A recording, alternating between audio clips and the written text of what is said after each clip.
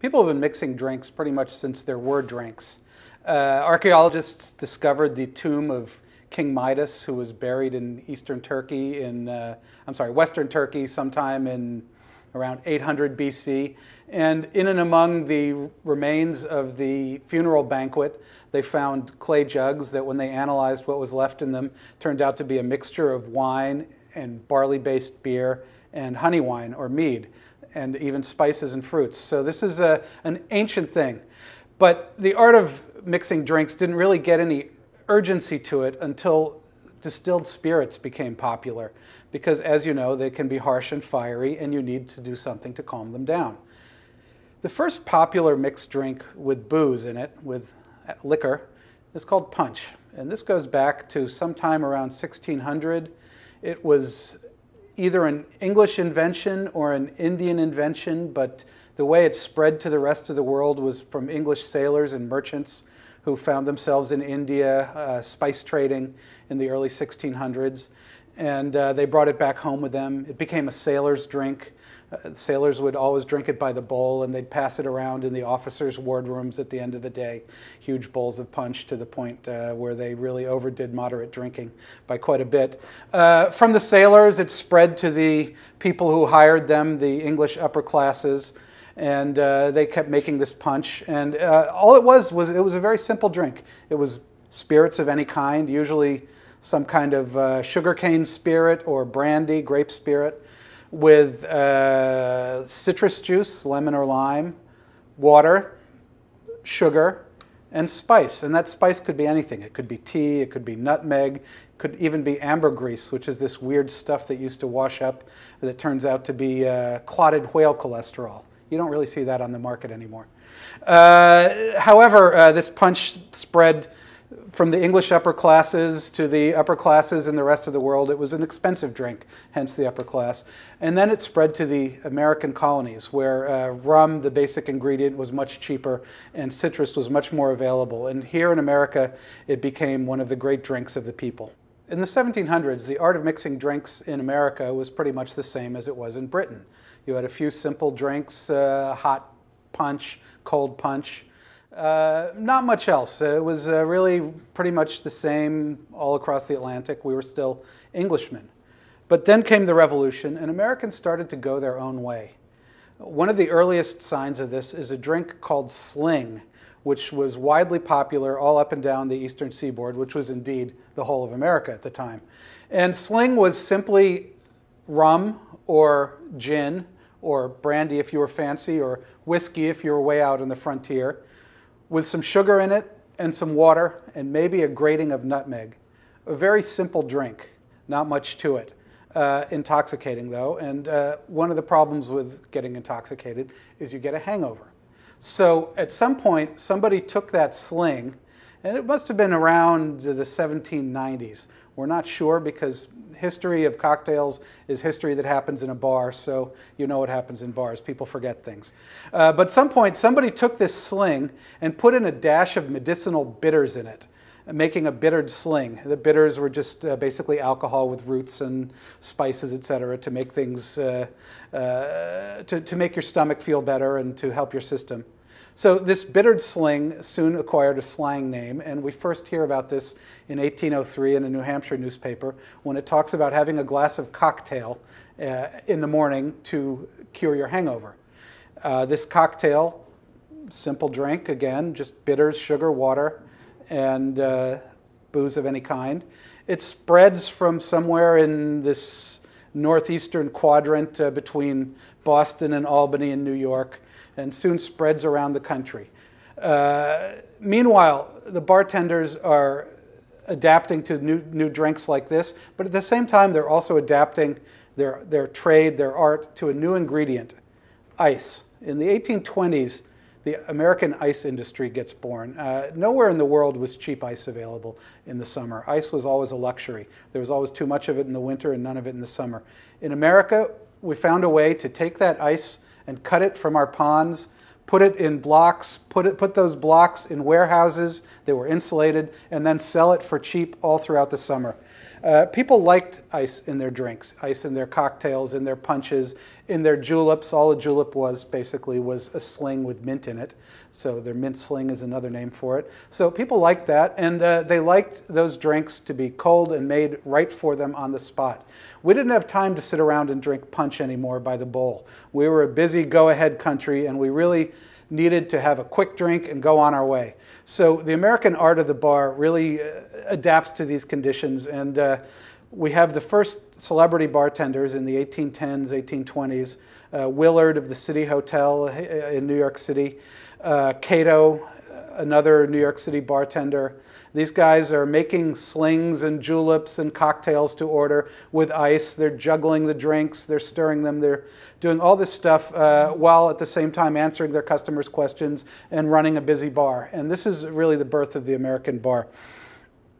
As America spreads westward, the art of the bar spreads with it, and suddenly you see little saloons, American-style bars popping up all over the out on the frontier, and even in California. And once the gold rush happens, it really adds a lot of money into the system, and suddenly you've got a huge boom in the luxury art of the bar. Some of the fanciest bars in America are in San Francisco.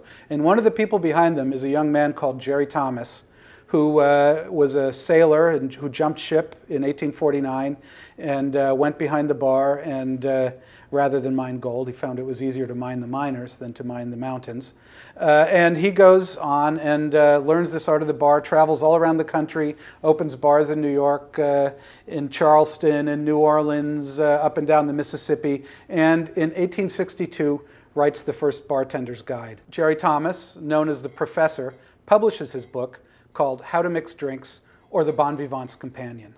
By the end of the Civil War, the art of the cocktail in America has gotten very fancy. It's no longer these simple rustic drinks that they were in the days of Willard and Cato Alexander. Suddenly cocktails have cordials mixed in them for sweetness. They've got sugar rims around the glasses. They're shaken and strained and served up instead of on the rocks. They start getting fancy. You get fizzes, which is a short punch with a lot of fizz water in it to make for a very long, refreshing drink. You get all kinds of new names for drinks, Japanese cocktail, you get the Telegraph Fizz, the Sitting Bull Fizz, all these great names. And the art of the bar is in full cry. American bars are the best in the world. American bartenders are the best in the world. We're a marvel for the rest of the world when they come to visit us. This is the first thing they notice and the first thing that they comment favorably upon. So finally, getting into the 1870s, you get the ultimate refinement to the art of mixing drinks. You get the addition of vermouth. This was a new ingredient that enabled you to take those very strong early cocktails, blend the flavor, smooth them out, make the drink a little bit lighter, but still every bit as flavorful. And you get the Manhattan cocktail in the 1870s, the Martini cocktail in the 1880s, and a host of others. And by the time Jerry Thomas died in 1885, the art of the bar, as we know it today, was almost entirely in place.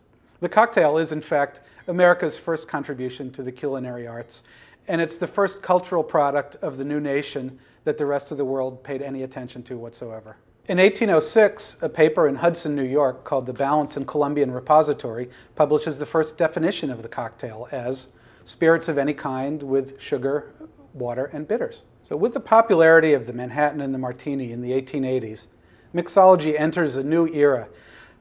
In Jerry Thomas's day, there were maybe 10 cocktails known to bartenders. By the time Prohibition comes in, the books are full of hundreds of them, cocktails with all kinds of names. Most of them are simply variations on the Martini and the Manhattan. If you change an ingredient or a proportion significantly, you would change the name of the drink. That was the etiquette then, and it still makes sense now. Let's talk for a moment about New Orleans, one of the capitals of civilized drinking in America. This has pretty much always been the case. The early travelers who went down there found the locals sipping mint juleps in the middle of the summer. It was one of the first places that ice was imported to. The julep gave way to the fancy punches, to claret cups, and all kinds of fancy drinks in the mid-19th century.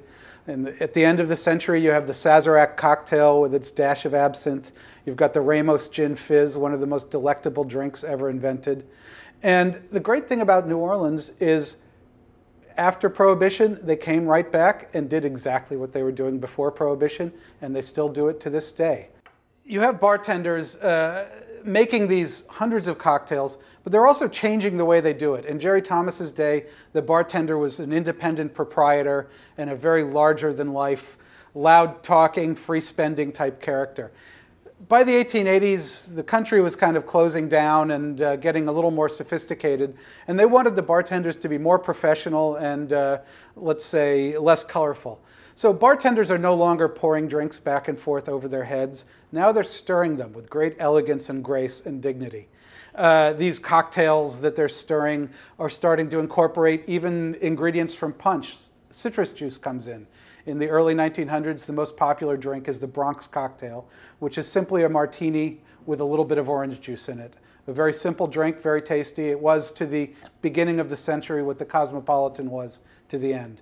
You've got drinks like the Aviation coming in, a now very popular drink with lemon juice, maraschino liqueur, old ingredient but that had reached new prominence. You've got all kinds of invented cocktails at the famous bars. The most famous bars were in hotels, in places like the Hoffman House in New York, the Waldorf Astoria in New York, the Palace in San Francisco. These places were temples of mixology where you would walk in and there'd be 15 white-coated men behind the bar ready to make you anything you desired. It was truly the last of a golden age. And then, of course, Prohibition came and it all had to stop. Now, in the popular imagination, we think of Prohibition as being the cocktail age, the age that all the great cocktails were invented. In fact, all the cocktails that we think of during Prohibition were invented before Prohibition and were simplified or otherwise bastardized during Prohibition to deal with the crappy ingredients, the fake liquor, the bootleg this and that people had to deal with. The honorable profession of bartender had been driven underground and criminalized.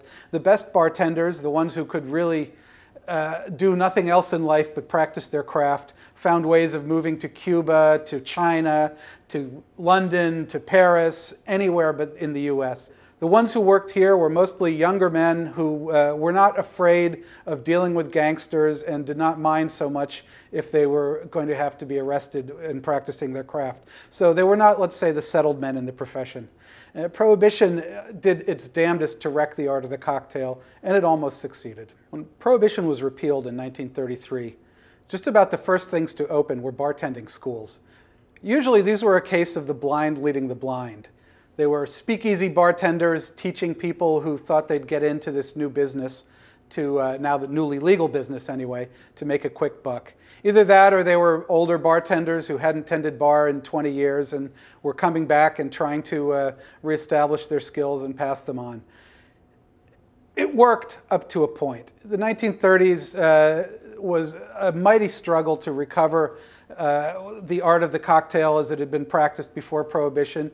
And they had good bars, they had good drinks, but it was by no means as consistent as things you would find before Prohibition. The ingredients weren't there, the whiskey was young, it takes years to age good whiskey. There were lots of shortcuts, sour mix comes in, all kinds of commercial substitutes come in, and it's pretty precarious. And then comes World War II, and suddenly things get thrown for a loop. Bartenders are drafted, whiskey stops being produced. By the end of World War II, things are in pretty poor shape. After World War II, bartenders tried to put it all together again. Again, they didn't have aged whiskey to work with. Again, they had false or substitute ingredients, cheap equipment. Things kept continuing in that way. We were into the frozen food 1950s, and fresh ingredients were no longer found behind the bar. There were a couple of exceptions. You could always get a fresh martini, so to speak. The dry martini was one of the high points of post-war mixology. The other one was in tiki bars. These Polynesian-themed places, palaces of exotic drinking, were sprung up in the late 1940s and were all over the country up until the mid-1960s. Unfortunately, when that craze petered out, it didn't really pass on any of its insights to bar culture in general. And after that was really the dark ages for the American bar, where drinks were simple two-ingredient things, poured without much care or interest and served to people who really didn't care much either. The culture was interested in other intoxicants at the time, and the bars were seen as being pretty old-fashioned. Things didn't really start changing until the late 1980s with the yuppie craze and the rediscovery of classic good things like steakhouses and red wine and martinis, and the Cosmopolitan, a pink drink of 1970s style that you could have served up in a sophisticated cocktail glass. And that brought in a lot of new drinkers. At the same time, we had the revolution in the American kitchen, the culinary the rediscovery of fresh ingredients and interesting recipes and old-fashioned cooking techniques. And that started to spread into the bar too. And by the 1990s, things were starting to look up. But it really wasn't until the first part of the 2000s that things really came together, that new cocktail bars opened where they did everything right. This new gospel started spreading around the country, New York, San Francisco, into the middle of the country, down south, out west, the Pacific Northwest. It's a very exciting time to be in right now.